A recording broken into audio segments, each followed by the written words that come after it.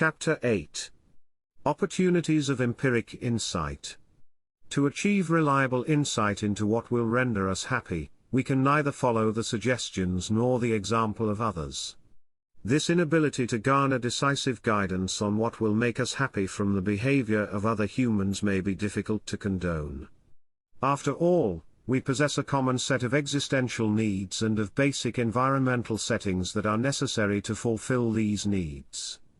Even if we have to cut through individual differentiations, we should be able to develop general principles of happiness from concentrating on our commonalities. If such general substantive principles of happiness exist, they have to apply to every human. While that does not mean that such principles would presently be recognized or exercised by all humans should be able to confirm them. It would further seem reasonable to assume that at least some humans would have experienced behavior and practices from which such principles might be derived.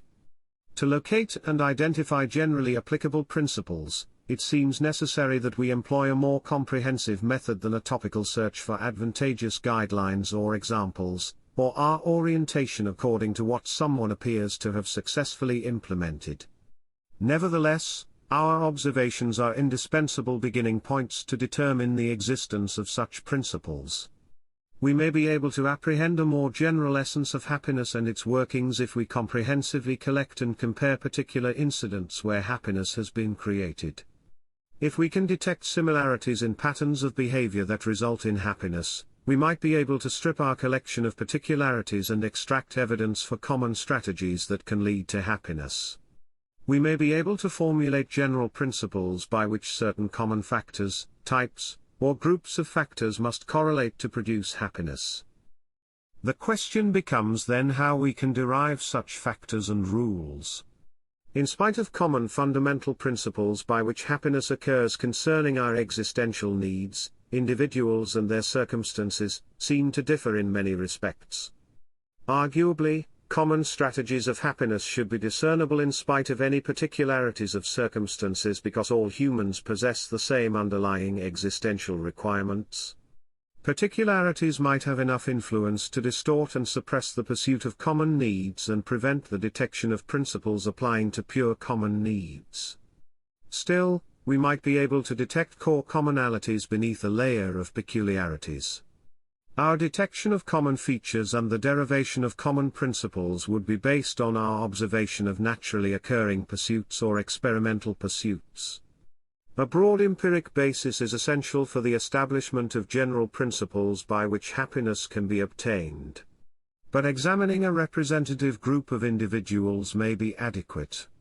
A general principle may be destroyed by even one inconsistent occurrence that cannot be explained as a result of genetic or external pathological influences.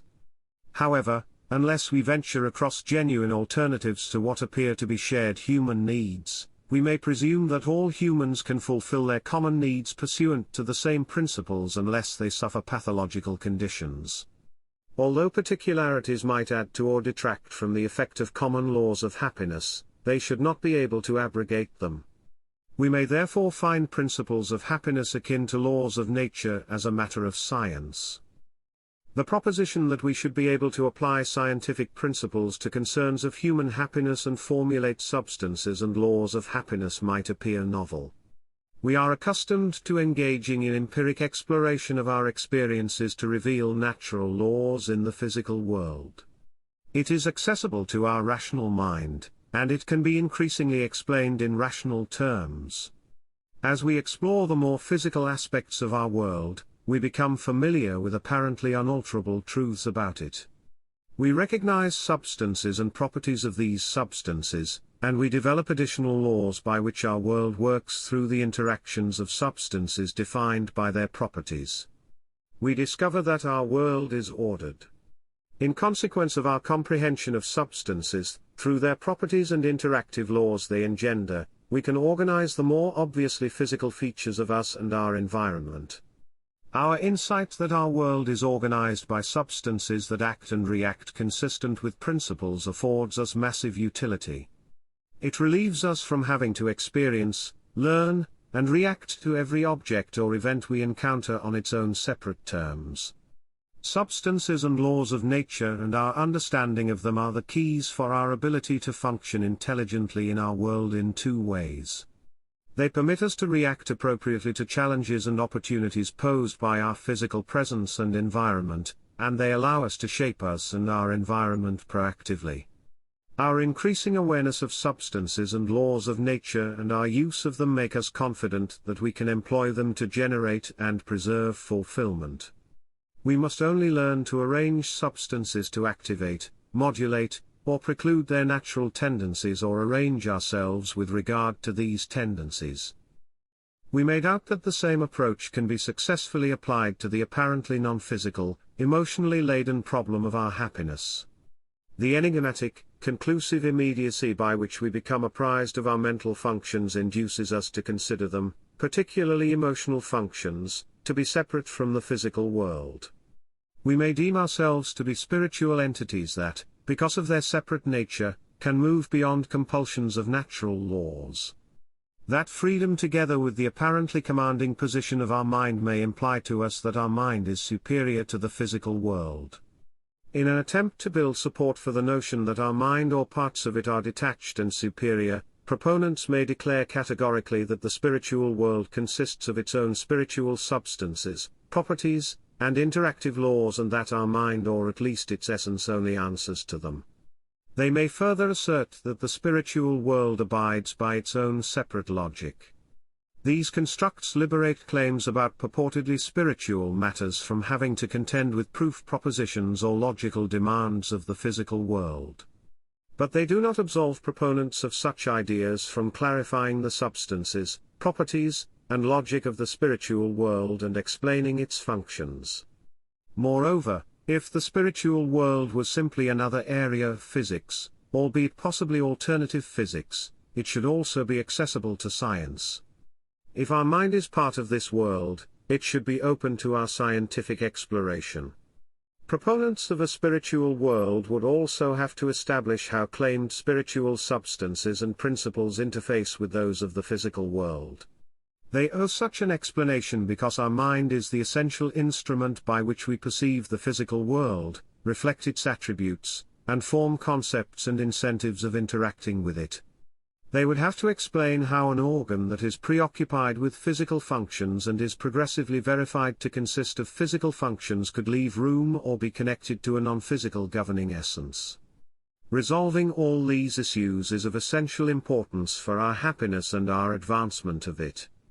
The inability of spiritual claims to convincingly address these issues demonstrates their fundamental fallacy. Claiming separateness and superiority of our spirit might have extensive detrimental consequences for our attitude toward the natural world, our own perceived natural aspects, and our happiness.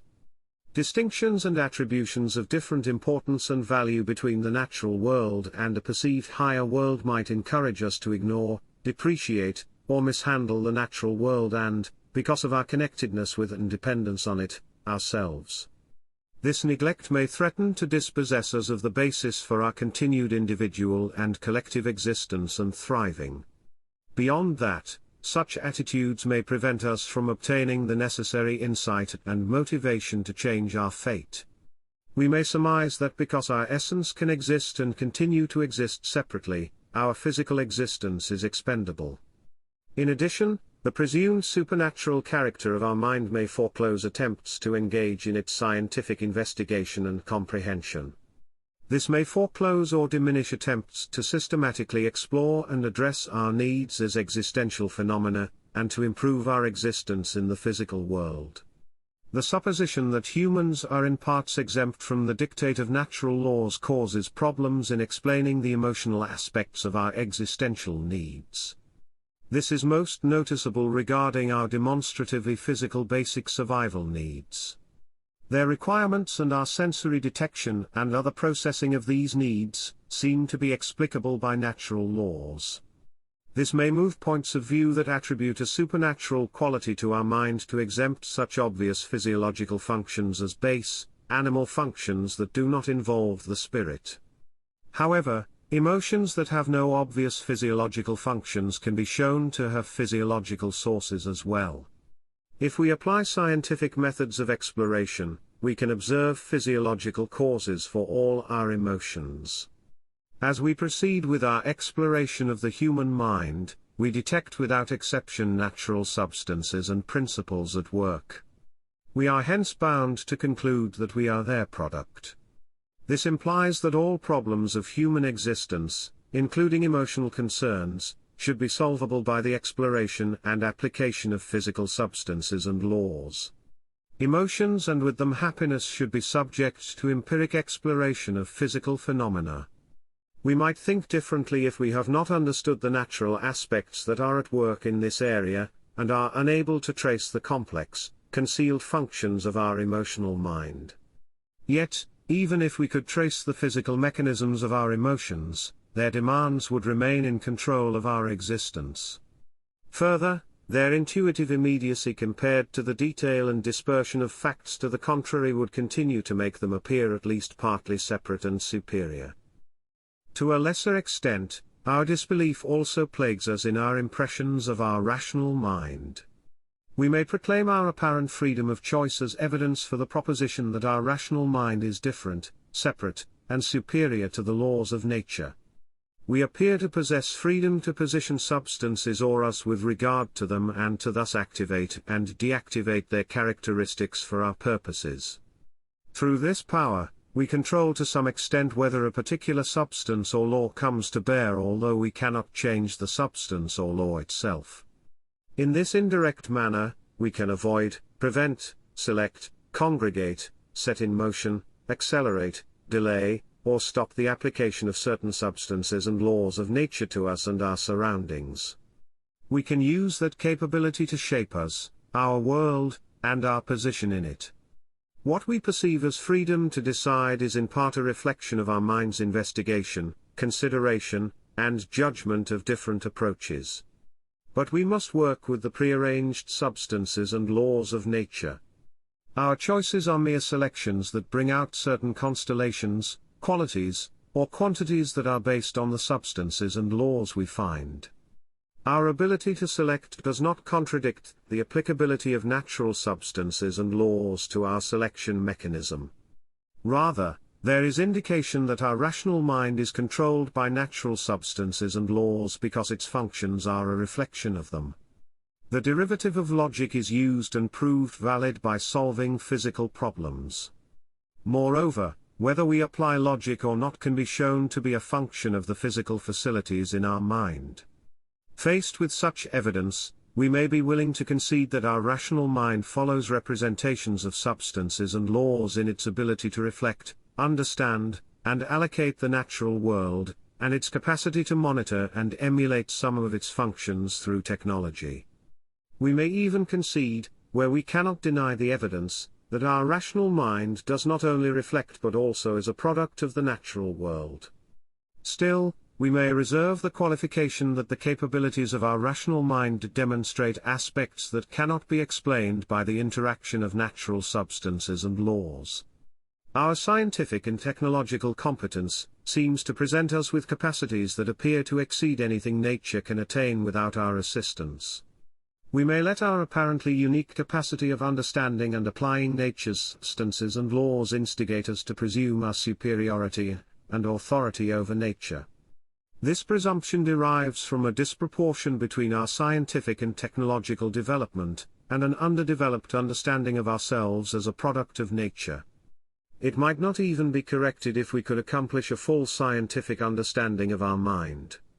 Our immediate sense of ourself may keep stubbornly insisting against our better knowledge that our rational mind is a force that is to an extent free of direction by natural substances and laws and can assume control of nature.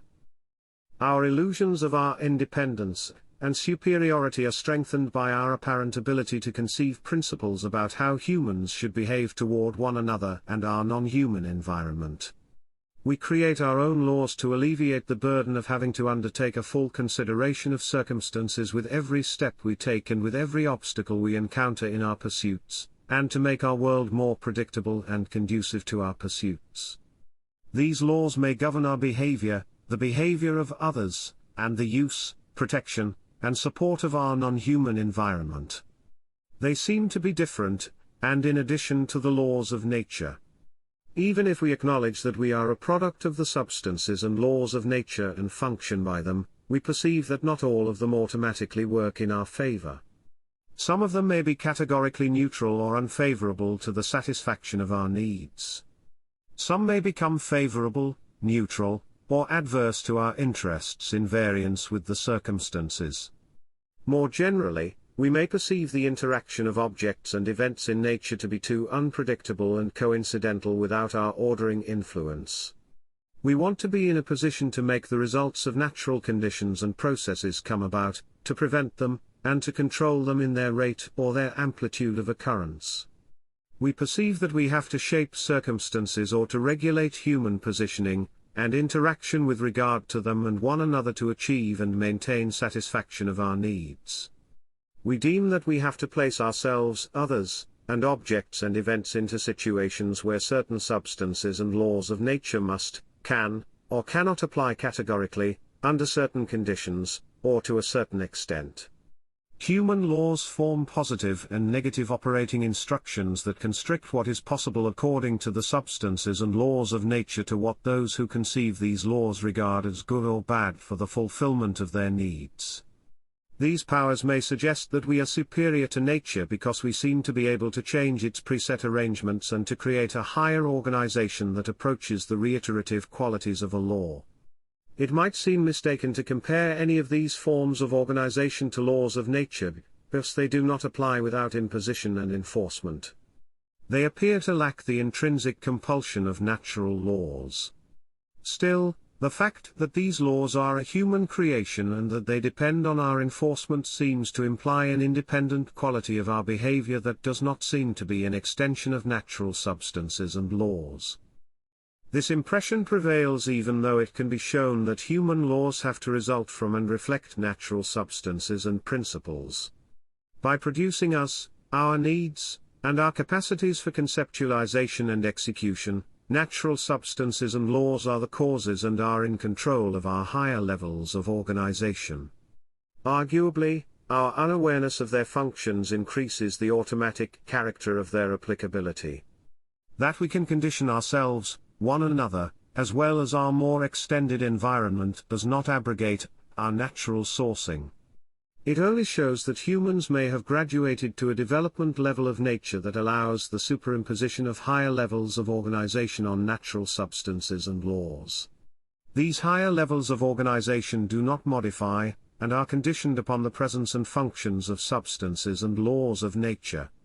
The principles we produce share the characteristic that they signify mere allocation rules of substances and processes of nature and the objects, events, and persons that these form and permit to be formed.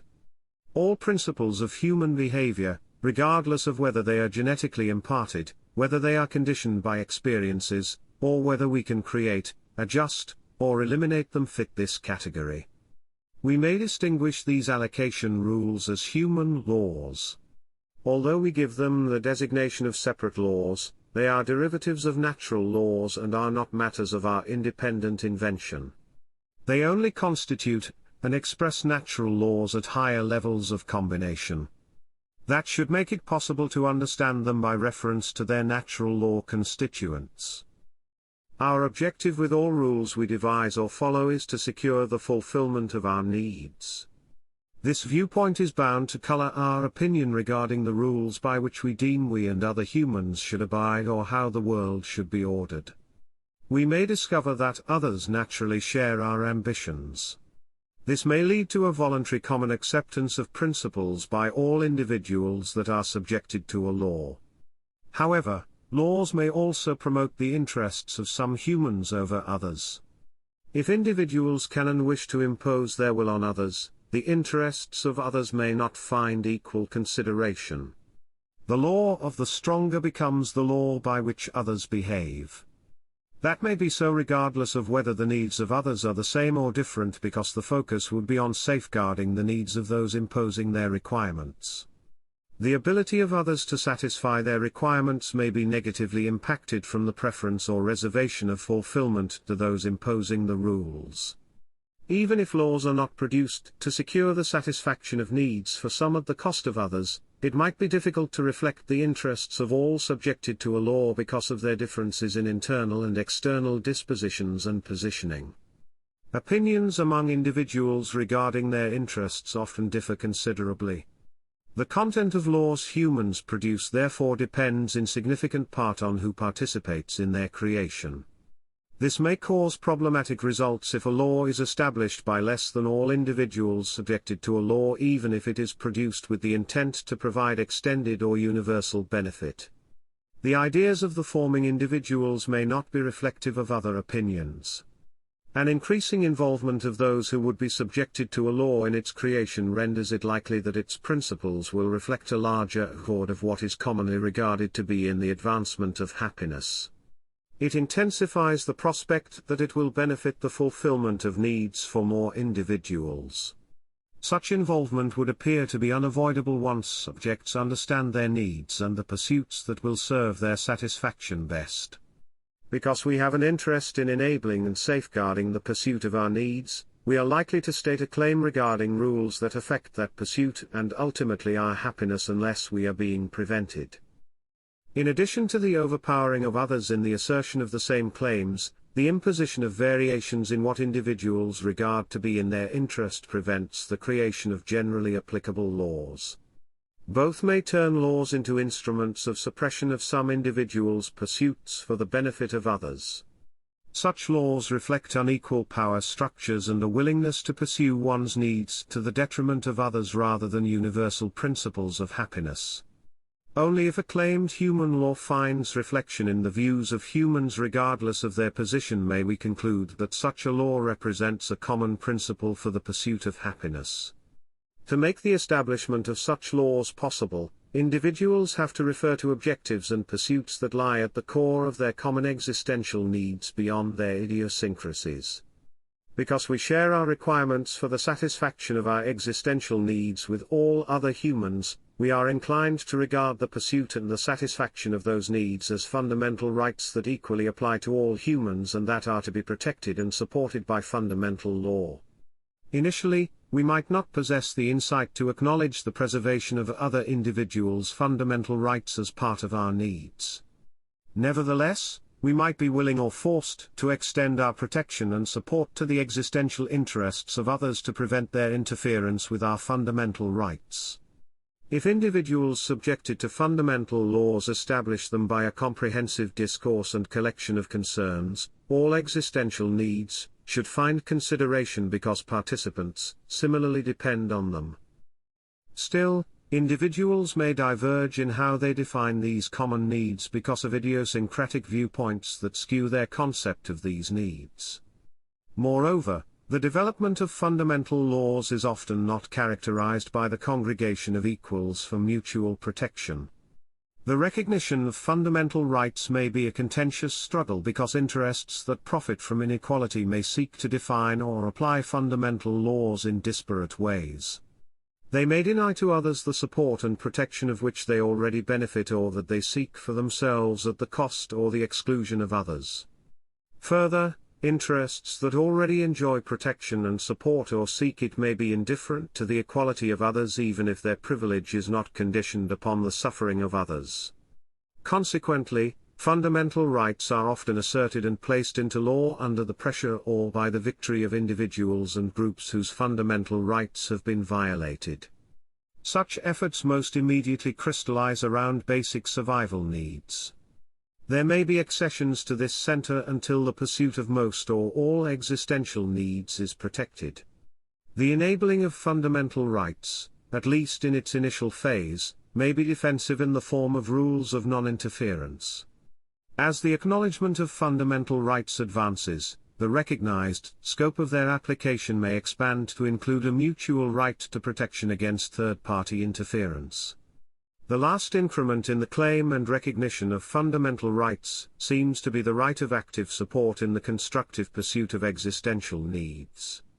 However, once parties recognize a mutual right to a protecting assistance, the transition between these concepts is fluid because the protection of others from third-party interference involves active assistance as well. Regarding both the right of protecting assistance and the right to constructive support, efforts for recognition and their acknowledgement may again initially focus on basic survival needs. The existence and the extent of active obligations may be more in contention than non-interference because they necessitate an investment and possibly sacrifice of resources on behalf of others without a guarantee of compensation.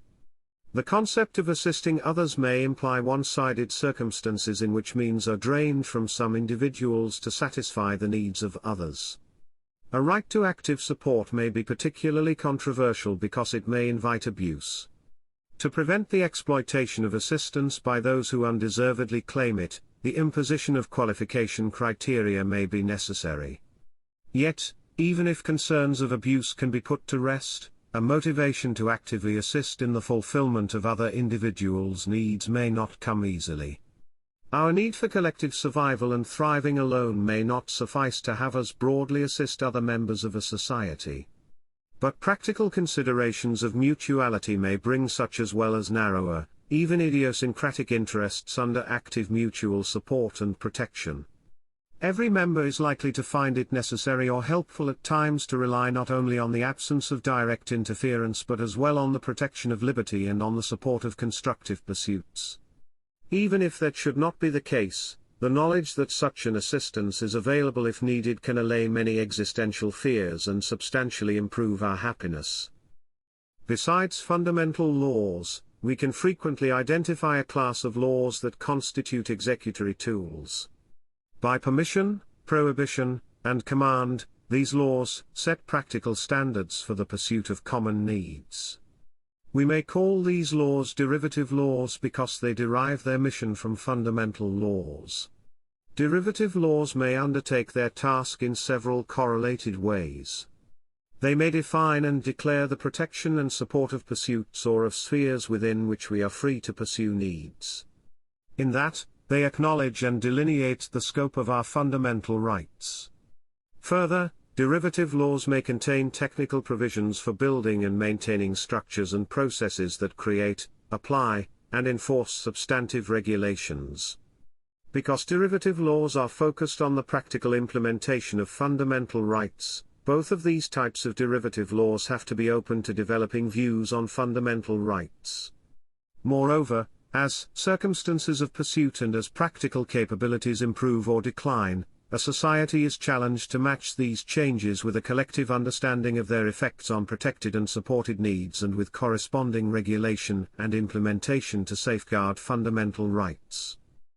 Derivative laws are often contested by efforts to adjust them to settings and fundamental views. But they may also be challenged because their regulation and enforcement interfere with the pursuits of individuals subjected to them. Their function of supporting and protecting the fulfillment of fundamental rights makes them focus on areas where pursuits interfere with other pursuits or where the refusal of protection or support may leave individuals deprived. This places derivative laws into the position of arbitrating the relative merits of pursuits. Some activities may be directly addressed by fundamental laws without a necessity or possibility of interpretation. In addition, much derivative regulation may be largely unopposed because it pertains to core concerns that are generally recognized.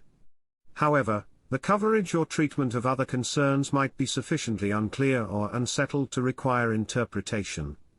In particular, there might be disagreements whether claims represent common or idiosyncratic aspects or whether or to what extent such aspects should be subject to protection or support.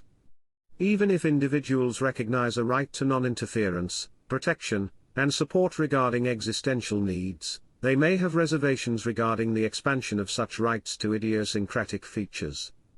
All individuals may strive to preserve idiosyncratic practices as a fundamental right because they all have idiosyncratic needs.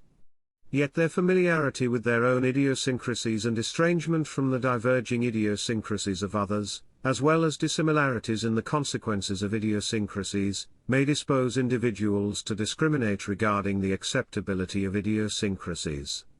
Contending views may further derive from opportunistic considerations.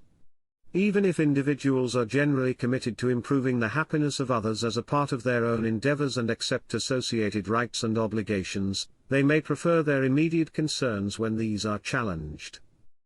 The variety of interests that derive from particular internal and external dispositions and situations of individuals may render it difficult to obtain a broad accord in the area of derivative laws. Ideally, derivative laws should translate the generality and abstraction of fundamental laws into the preservation and support of fundamental rights. But if different views of how the fulfillment of needs should be protected or advanced compete in a legislative, judicial, or enforcement process, the winning opinions may not offer solutions that protect and support the fundamental needs of all individuals they regulate equally. Because derivative laws define the practical parameters and functionalities of fundamental laws, they give life to fundamental laws or may result in their denial or curtailment. The practical import of derivative laws threatens to reverse the sequence of derivation. Because derivative laws define and implement fundamental rights, the damage to the ability of losers in the struggle for governmental power to fulfill their fundamental rights may be significant. In addition to applying general inequality, winners may protect and support their idiosyncrasies and impair the idiosyncratic pursuits of others beyond a level permitted by fundamental laws. This threat is likely to intensify the competition for the power to generate, apply, and enforce derivative laws. The unhappiness of losers in the struggle and their mistreatment by the winners may motivate protective, retributory, or corrective strategies. The division and struggle for power of different viewpoints may substantially damage a society and its members. It appears that a society can only approximate its constructive, cooperative potential if derivative laws are held to requirements that prohibit the infringement of fundamental rights. Only, fundamental laws may be so general that they may not by themselves grant sufficient guidance on the scope of their requirements. They may have to rely on derivative laws to define and implement their content. If these derivative laws are subjects of contest, fundamental laws they are to flesh out may be weakened or skewed. To safeguard fundamental laws and their practical concerns, it may be imperative to build a mantle of interpretive derivative laws around them, and to give these heightened protection. To defend these laws and their underlying fundamental laws, supporting interests may agree on noticeable, and onerous requirements for changing them. The procedural laws that state and safeguard the implementation of such requirements may themselves be accorded a heightened status of protection. Together with the fundamental laws they protect, we may call these substantive and procedural provisions whose function is to protect central aspects of fundamental rights constitutional law. We may then claim that securing the fulfillment of needs in a societal context requires a constitutional framework. Still, constitutional law cannot categorically prevent infringements. The ability of a society to maximize its members' opportunities to fulfill their needs seems to require a commitment by its members to hold each other and their government accountable and to protect and to support one another's pursuits and fulfillment according to a comprehensive level of consideration. An important principle of satisfying individual needs in a society appears to be to preserve the character of individual pursuits as an innate right that can only be curtailed if pursuits infringe on protected rights of others. To the extent there is no illegitimate infringement, we maintain the right to prosecute common and idiosyncratic needs. The guarantee of this freedom by a fundamental law should garner broad-based support because of the shared interests in that freedom. Where fundamentally protected pursuits conflict, derivative conventions can set preferences. However, apart from emergencies that require us to concentrate our efforts, derivative laws must protect and support the meaningful pursuit of all fundamental rights for all participants, since they all have an identical right to have their fundamental rights safeguarded. Since this identity mandates equality, it entails that interferences by legitimate rights with one another have to be reconciled by a compromise that affords equally meaningful fulfillment even to different needs. The compromising of pursuits may not seem ideal. Nevertheless, it may decrease interference from others, avoid repercussions from interfering with their pursuits, and prevent the harmful effects of strife. It may reduce the suffering of deprivation. It may therefore pose the best practicable and most stable solution to promote happiness in a society. Achieving reconciliation among individual positions promises to be an involved process. It requires negotiations and voluntary curtailment by a multitude of participants in a multitude of contexts and blends of needs that may exceed the formality and the capacity of laws. Still, it appears possible that with appropriate effort and respect for equal fundamental rights, compromised conventions and solutions can be found that maximize the overall happiness of each participant. Accordingly, we may at compromise as a fundamental law by which happiness in a society can be maximized. Compromise also appears to be a necessary principle by which we achieve the maximization of our benefit on an individual level. Our understanding of common and idiosyncratic needs provides a necessary basis for such arrangements. Because we can define fundamental rights and devise individual and social structures and processes that optimize their establishment and preservation, one might argue that these principles form parts of a substantive science of happiness that applies to all humans. It seems that such a framework promotes happiness in all humans and that its absence universally detracts from human happiness. But the direction that it and its constituents afford us in arranging our pursuits cannot give us guidance on what will make us happy beyond a certain level of commonality. The next chapter explores whether we can obtain additional universal principles of happiness through empiric insight.